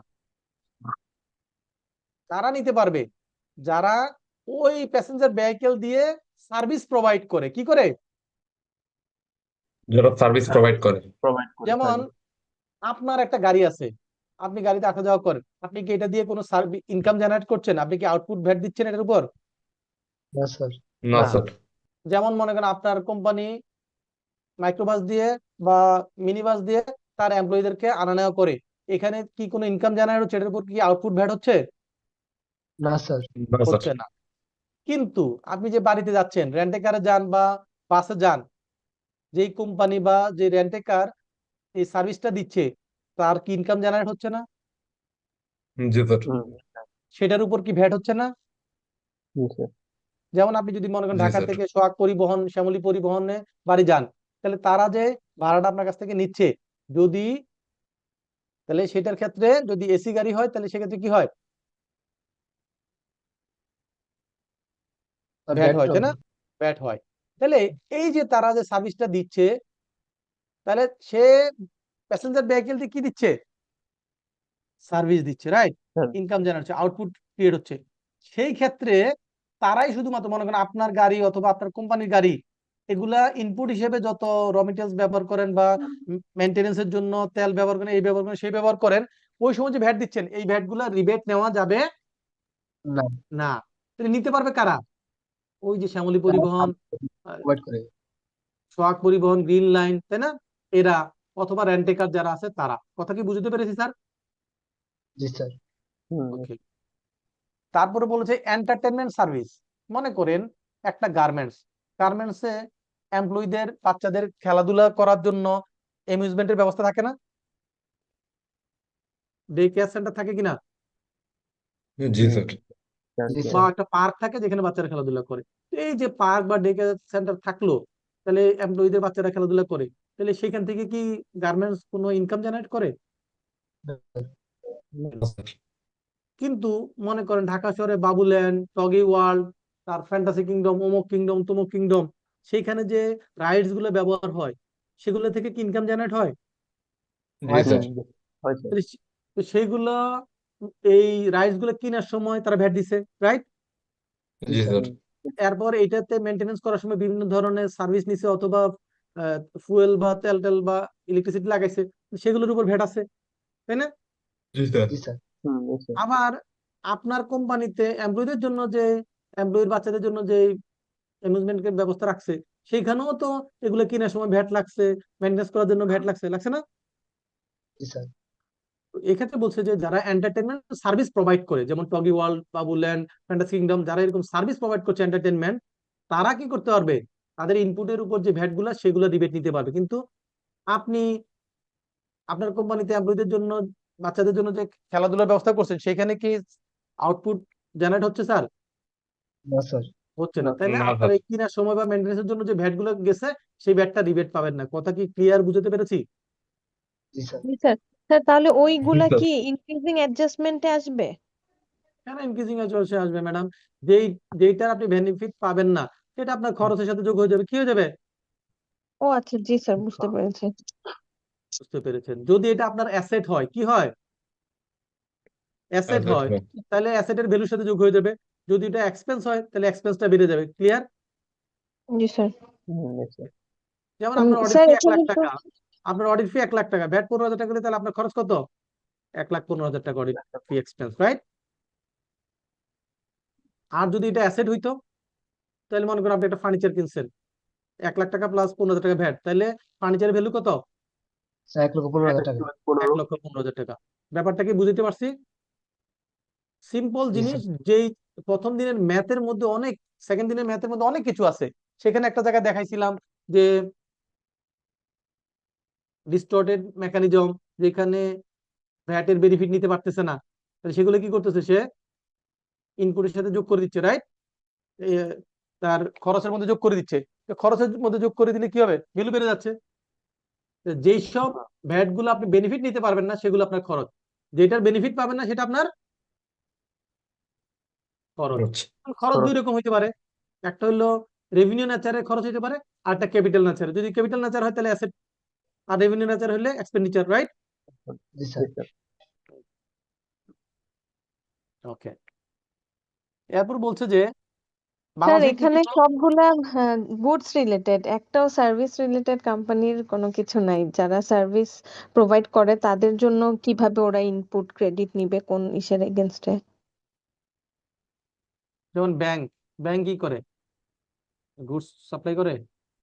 না। সার্ভিস। করে না, তারা সার্ভাইভ করে। তো তার এই সার্ভিস প্রোভাইড করার জন্য যেসব জিনিসগুলো সে ব্যবহার করছে, মনে করেন আপনি একটা কনসালটেন্সি ফার্ম আছে আপনার, হ্যাঁ, আপনি আপনার কাস্টমারকে কনসালটেন্সি সার্ভিস দেন, তখন ওই কনসালটেন্সি সার্ভিস প্রোভাইড করার জন্য আপনি যদি কাউকে হায়ার করেন, তাহলে তাকে ওইখানে ভ্যাট দেন, তাহলে ওই ভ্যাটটা তো আপনার কি? Input tax, right? এটা আপনার কি? জি স্যার। জি স্যার। Input tax. জি, ধন্যবাদ। বাংলাদেশে কি এমন কোন ক্লাব আছে নাকি? বাংলাদেশে কোনো ক্লাব আছে, যেমন ঢাকা ক্লাব, এই ক্লাব, সেই ক্লাব, বিভিন্ন ক্লাব আছে না স্যার? আছে কিনা? Gulshan club, Dhaka club, Chittagong club জি স্যার আছে। আছে। এই ক্লাবে কি করতে হয়? মেম্বারশিপ নিতে হয়, আবার প্রত্যেক বছর ইয়ারলি একটা ফি দিতে হয়, তাই না? জি। ইয়ারলি একটা ফি দিতে হয়। তাহলে যে কোনো ক্লাব, অ্যাসোসিয়েশন বা এরকম অর্গানাইজেশন যেগুলো থাকে, সেগুলোর ক্ষেত্রে আপনি যে মেম্বারশিপ ফিটা দেন, ইয়ারলি দেন বা ওয়ান টাইম দেন, যে মেম্বারশিপ ফিটা দিচ্ছেন, সে ফিটার উপর ভ্যাট হয়। কি হয়? এর উপর ভ্যাট হয়। কিন্তু ওই ভ্যাটটা রিবেট নেওয়া যাবে না। তাহলে কোনো ক্লাব বা অ্যাসোসিয়েশন এগুলোর মেম্বারশিপ ফি এর উপর যে ভ্যাট, সেই ভ্যাট রিবেট নেওয়া যায় না। ক্লাবের তো ইউজার তো হচ্ছে লাস্ট ইউজার, ব্যাটটা আলটিমেটলি ওর নিজের উপর পড়ে, এই জন্য রিবেট নেওয়া যাবে না, বিষয়টা এরকম মনে হয়। কারণ সে এটা দিতে কোনো, সবসময় আপনাকে মনে রাখতে হবে ভ্যাটের ক্ষেত্রে যে আপনার যদি ইনকাম জেনারেট না হয়, সেটার এগেইনস্টে আপনাকে কি ভ্যাট রিবেট এলাও করবে স্যার? সিম্পল। আপনি একটা মেম্বারশিপ নিচ্ছেন ঢাকা ক্লাবে, যে আপনি খান আর ঘুরেন গাড়েন, আপনি কি ওখানে ইনকাম জেনারেট করতেছেন? না। তাহলে আপনাকে ইনকামের এগেইনস্টে, আউটপুট ট্যাক্সের এগেইনস্টে ইনপুট দিবে। আপনার আউটপুট ট্যাক্সে নাই, তাহলে ইনপুট দিবে স্যার? লজিক একটা জায়গায়, লজিক কি একটা জায়গায়। আচ্ছা, এবার আসেন ট্রান্সপোর্ট সার্ভিস। কি service? Transport service, goods transport. কি সার্ভিস? এই দেখেন, গুডস ট্রান্সপোর্ট। এর আগে দেখছিলাম প্যাসেঞ্জার ভেহিকেল, যাত্রীবাহী। এখন হলো পণ্যবাহী। এখন কি? পণ্যবাহী। এটা হলো পণ্য, এটা হচ্ছে পণ্য পরিবহন সেবা। কি? পণ্য পরিবহন সেবা। মনে করেন আপনার একটা ট্রাক আছে, আপনি এই ট্রাক দিয়ে সারা দেশে বিভিন্ন ধরনের গুডস ক্যারি করেন, ওকে? তাহলে সেই ক্ষেত্রে যেহেতু আপনার ইনকাম জেনারেট হচ্ছে, আউটপুট হচ্ছে, তাহলে আপনার ওই ট্রাকটা মেনটেন করার জন্য যেসব পারচেজ গুলো আপনি করেন, খরচ করেন, সেটাতে যে ভ্যাট গুলো থাকে সেগুলো আপনি রিবেট নিতে পারবেন। তবে কতটুকু নিতে পারবেন? পুরোটা পাবেন না, 80% পাবেন। এটা পরীক্ষায় আউটপুট মনে রাখতে ব্যাটারি হবে। 80%। আউটপুট ভ্যাটের না। ইনপুট ভ্যাট যত টাকা আছে, মনে করেন 1 লাখ টাকা আপনার ইনপুট ভ্যাট আছে, তার 80% পর্যন্ত রিবেট নিতে পারবেন। কথা বুঝতে পারছি স্যার? জি স্যার বুঝছি। ইনপুট যা হয় তার 80% পাবেন। তো এই লেখা আছে ভ্যাট পেইড। ভ্যাট পেইড হলে কি আউটপুট হয় না ইনপুট হয়? VAT paid. ইনপুট। তাহলে ইনপুট ভ্যাট যত টাকা, তাহলে গুডস ট্রান্সপোর্টের ক্ষেত্রে ইনপুট ভ্যাটের কত পার্সেন্ট আপনি রিবেট নিতে পারবেন? 80%। 80%। স্যার আরেকটা কোয়েশ্চেন করবো হ্যাঁ করেন, আপনি তো কোশ্চেন করবেন, এটা স্বাভাবিক, করেন। মানে ক্লিয়ার করার জন্য। স্যার আমি যদি সার্ভিস প্রোভাইড করি 15% রেটে, এবং আমি যদি সোর্সে ভিডিএস করে রাখি, তাহলে সেটা তো ভিডিএস হিসেবে আসবে, সেটার এগেনস্টে তো কোনো আমি ক্রেডিট নিতে পারবো না। ভিডিএস তো অন্য জিনিস, ইনপুট এক আচ্ছা জিনিস, ভিডিএস আরেক জিনিস। ভিডিএসটা হচ্ছে কি ইনক্রিজিং অ্যাডজাস্টমেন্ট, ভিডিএসটা কি ইনক্রিজিং আসবে। Increasing adjustment. তো আচ্ছা একটার আচ্ছা। সাথে আরেকটা মিলাই ফেললে তো হবে না, হবে ম্যাডাম? জি ইনপুট না মানে স্যার। কি, আপনি স্যার যে সার্ভিসটা দিচ্ছেন ওই সার্ভিসটা জেনারেট করার জন্য সরাসরি যেই খরচটা হয় সেটাকে ইনপুট হিসেবে কনসিডার করা হয়। ক্লিয়ার? আচ্ছা জি স্যার, জি sir clear, thank you sir. Transportation of goods এর বিষয়ে একটা জানার ছিল, সেটা হচ্ছে স্যার, আমি যখন 100 টাকার সার্ভিস রিসিভ করলাম বা প্রোভাইড করলাম, তাহলে 15 টাকা রিসিভ ব্যাট করলাম আর ইনক্লুড প্রোভাইড হবে। করলাম তো এক কথা না স্যার। স্যার মানে এটা তো রিবেট যখন নিব আর কি, আপনি 15 একটা টাকা একটা করে আমি বলেন, একটা করে বলেন, দুইটার একসাথে মিলাই ফেলেন না, তাহলে কিন্তু কিছুই হবে না। গরুও থাকবে না, ছাগলও থাকবে না, কিছু একটা মাঝামাঝি হবে। আমি সার্ভিস নিলাম গুডস ট্রান্সপোর্টের, আমি 15 টাকা 100 টাকা সার্ভিস নিলাম, 15 টাকা আমি ব্যাট পে করছি, এই 15 টাকা থেকে আমি 80% আমি রিবেট নিতে পারবো। ইন্না বাট আমি লিল্লাহি যখন ওয়া ইন্না ইলাইহি রাজিউন। ইন্না লিল্লাহি ওয়া ইন্না ইলাইহি রাজিউন। আপনি আমার কথাই বোঝেন নাই, উল্টাটা বুঝছেন। এটা হচ্ছে যারা গুডস ক্যারি করে, গাড়ির মালিক আপনি। আপনি বলছেন যে আপনি সার্ভিস নিছেন, তাহলে আপনি গাড়ির মালিক, ট্রান্সপোর্টের মালিক? না, তাহলে আমি তো বলছি যে যে ট্রাকের মালিক সে। আপনি উল্টাটা বলতেছেন কেন স্যার? আমি বলছি যে আমার একটা ট্রাক আছে, আমি ট্রাক দিয়া সারা বাংলাদেশে মালামাল ক্যারি করি, বলি নাই স্যার এক্সাম্পলটাতে? জি স্যার, জি স্যার। তাহলে উনি উল্টা কোত্থেকে আবার কি বলছেন, আমি কিছু বুঝতেছি না ওনার কথাবার্তা। না স্যার, আপনি আমি এখানে যে ট্রান্সপোর্ট 80% সার্ভিস, এর ক্যালকুলেশনটা একটু বুঝতে চাইতেছি সেটা আর কি পরে স্যার। আসি, সেটা পরে আসি। আপনি আগে ছেলেকে ছেলে বলেন, তাইলে আমি আপনার আনসার দিতে পারবো। আপনি যদি পণ্য পরিবহন সেবা দিয়ে থাকেন, পণ্য পরিবহন সেবা দিয়ে থাকেন, আপনার নিজের যদি ট্রাক থাকে, কথা কি বুঝতে পেরেছি? জি স্যার। ট্রাক থাকলে ট্রাকের যে ভাড়া পাচ্ছেন সেটার উপর ভ্যাট পাইছেন, মনে করেন 1 লাখ টাকার ভ্যাট আসছে। কত টাকার ভ্যাট আসছে? 1 লাখ টাকা 1 লাখ টাকা। এটা হলো আউটপুট ভ্যাট। এটা কি আউটপুট ব্যাট। Output VAT. এই যে ট্রাকটা চালানোর জন্য সারা বছর তেল ডিজেল কিনা লাগে নাই? জি স্যার। লাগছে। মোবিল কিনা জি লাগছে, স্যার। লাগছে।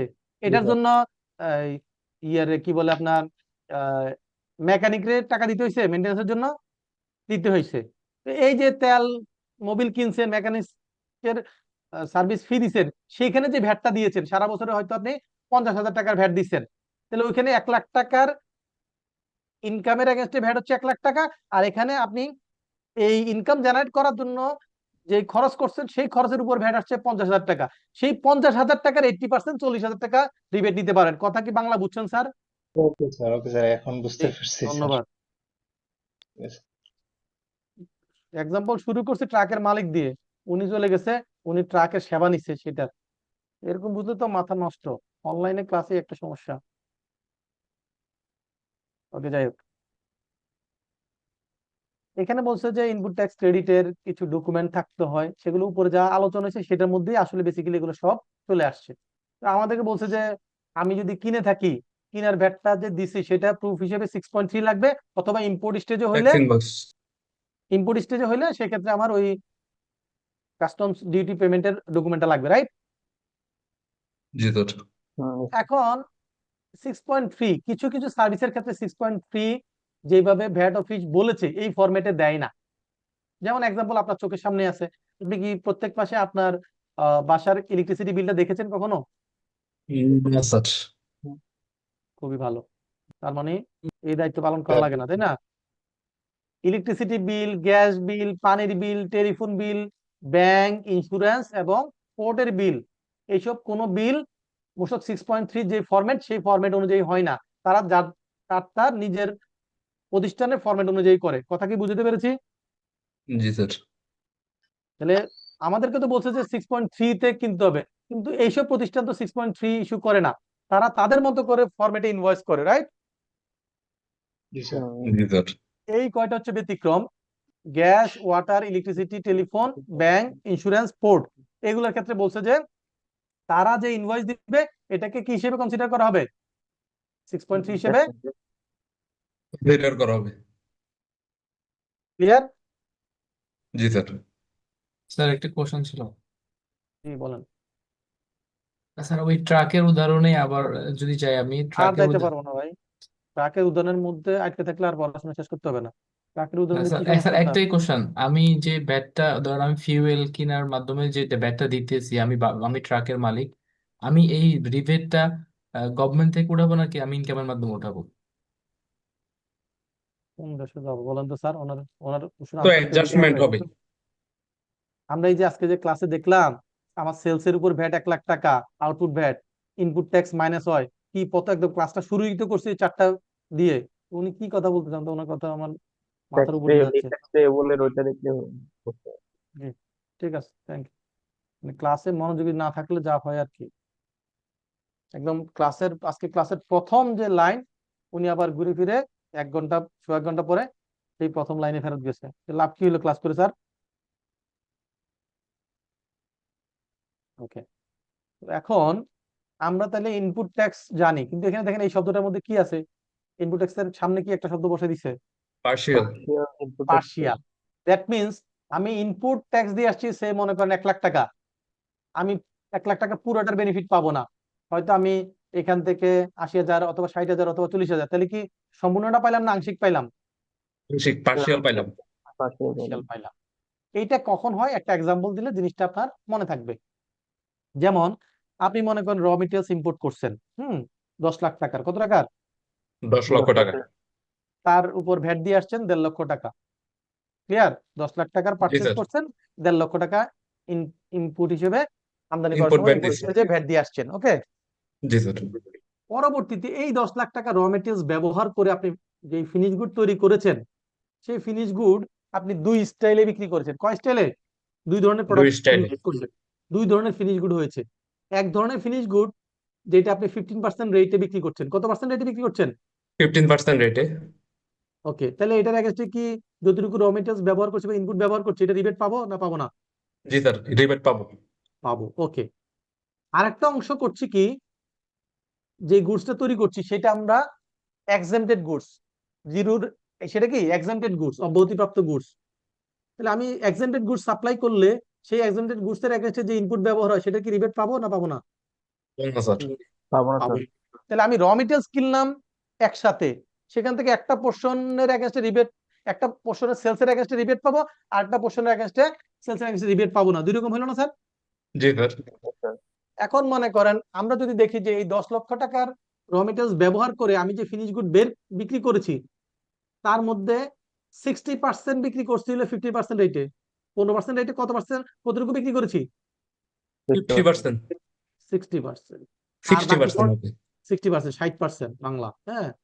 জি স্যার। আর বাকি যে 40% সেটা আমি বিক্রি করছি এক্সেমটেড গুডস। তাহলে আমি যে 1.5 লক্ষ টাকা ইনপুট ট্যাক্স দিয়ে আসলাম সেটার আমি কি পুরো 1.5 লক্ষ টাকা রিবেট পাবো নাকি ওই 60% পাবো?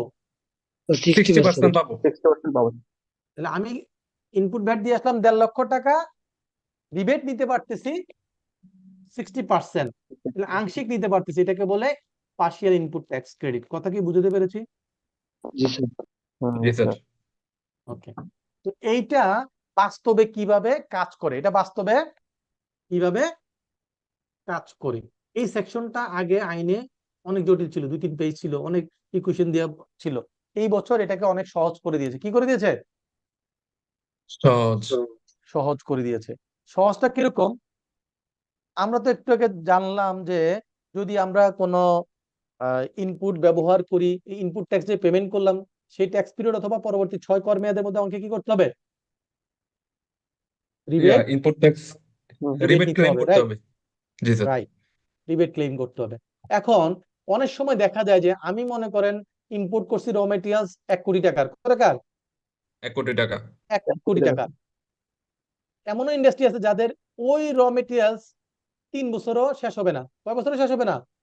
3 বছর। 3 বছর শেষ হবে না, বা 1 বছর শেষ হবে না, বা 2 বছর শেষ হবে না। তাহলে সে এই 6 কর মেয়াদের মধ্যে কিভাবে রিবেট নিবে? তার তো স্টকের মধ্যে এটা পড়ে থাকবে, রাইট? জি স্যার। আস্তে আস্তে ব্যবহার হবে।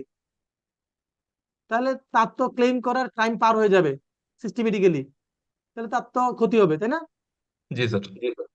তো এই জন্য ভ্যাট মেকানিজমটা এরকম যে আপনি যখন ইনপুট করছেন, যে মনে করেন জানুয়ারিতে ইনপুট করছেন, জানুয়ারি মাসে রিটার্ন, অথবা তারপরের মাসে নিলেন, তারপর তারপরের মাসে, ওই 6 কর মেয়াদের মধ্যে আপনি যত টাকা ইনপুট করছেন, যত টাকা ভ্যাট দিয়েছেন ইনপুট স্টেজে, পুরোটাই রিবেট নিয়ে ফেলবেন। পুরোটাই কি করবেন? রিবেট নিয়ে ফেলবো। ওই 1 কোটি টাকার উপর যতটুকু ভ্যাট দিয়ে আসছেন 15 লাখ টাকা, পুরো 15 লাখ টাকা আপনি রিবেট নিয়ে ফেলবেন। প্রথমে কি করবেন? প্রথমে পুরোটাই রিবেট নিয়ে ফেলবেন। এখন এরপরে না আস্তে আস্তে আপনি বিক্রি করা শুরু করবেন নাকি? জি স্যার। এখন বিক্রি করতে গিয়ে পরবর্তীতে দেখলেন যে না, এই যে 15 লাখ টাকা আমরা রিবেট নিলাম, সেটার 20% এগেনস্টে রিবেট পাওয়ার কথা না, কারণ আমি এটা এক্সেন্টেড সেলস করছি। তাহলে আমি কতটুকু বেশি রিবেট নিয়ে ফেলছি? 20% বেশি নিচ্ছি। তাহলে এখন কি করতে হবে? যেটুকু বেশি নিয়েছি এটুকু কি করব? ফেরত দিব। এগুলো কি করব? ফেরত ফেরত দিব। দিব।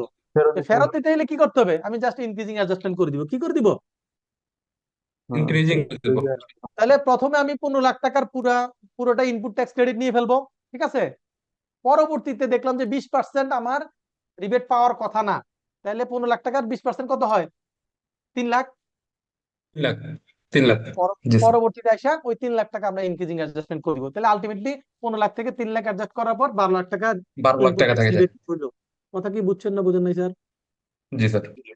তাহলে প্রথমে পুরোটাই রিবেট নিয়ে ফেলবো। পরবর্তীতে যদি এমন সিনারিও দেখা যায় যে কোন একটা পোর্শন যেটার এগেইনস্টে ইনপুট ট্যাক্স রিবেট পাওয়ার কথা না, তাহলে ওইটুকু পরিমাণ যেটুকু রিবেট বেশি নিয়ে ফেলছি, সেটা আমাকে ইনক্রিজিং অ্যাডজাস্টমেন্ট করে দিতে হবে। কথা কি বুঝছি স্যার?